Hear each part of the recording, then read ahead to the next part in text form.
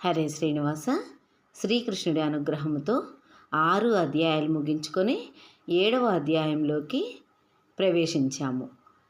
7వ అధ్యాయము జ్ఞాన విజ్ఞాన యోగము. ముందుగా దాని గురించి తెలుసుకుందాము. భగవంతుని శక్తుల యొక్క భౌతిక మరియు ఆధ్యాత్మిక విస్తారాన్ని వివరించడంతో ఈ అధ్యాయం మొదలవుతుంది. ఇవన్నీ కూడా తన నుండి ఉద్భవించాయని, దారంలో గుచ్చబడిన పూసల వలె తన యందే స్థితమై ఉన్నాయని శ్రీకృష్ణుడు వివరిస్తున్నాడు. ఆయనే ఈ సమస్త సృష్టికి మూలం మరియు మళ్ళీ ఇదంతా ఆయనలోకి తిరిగి లయమైపోతుంది. ఆయన యొక్క భౌతిక ప్రాకృతిక శక్తి మాయ బలీయమైనది. దాన్ని అధిగమించడం చాలా కష్టం. కానీ ఆయనకి శరణాగతి చేసిన వారు ఆయనకు కృపకు పాత్రులై మాయను సునాయాసంగా దాటిపోగలరు. తనకు శరణాగతి చెయ్యని 4 రకాల మనుషుల గురించి మరియు తన యందు భక్తిలో నిమగ్నమయ్యే 4 రకాల మనుషుల గురించి శ్రీకృష్ణుడు వివరిస్తున్నాడు. తన భక్తులలో ఎవరైతే జ్ఞానముతో తనను భజిస్తారో, తమ మనోబుద్ధులను ఆయనతో ఐక్యం చేస్తారో వారు తనకు అత్యంత ప్రియమైన వారిగా పరిగణిస్తాను అని అంటున్నాడు.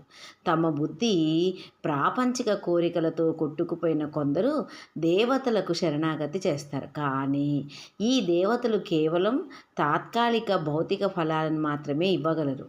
వాటిని కూడా తమకు భగవంతుడు ప్రసాదించిన శక్తి ద్వారానే ఇస్తారు. అందుకే మనం భక్తితో నిమగ్నం అవ్వటానికి భగవంతుడే అత్యంత యోగ్యుడు.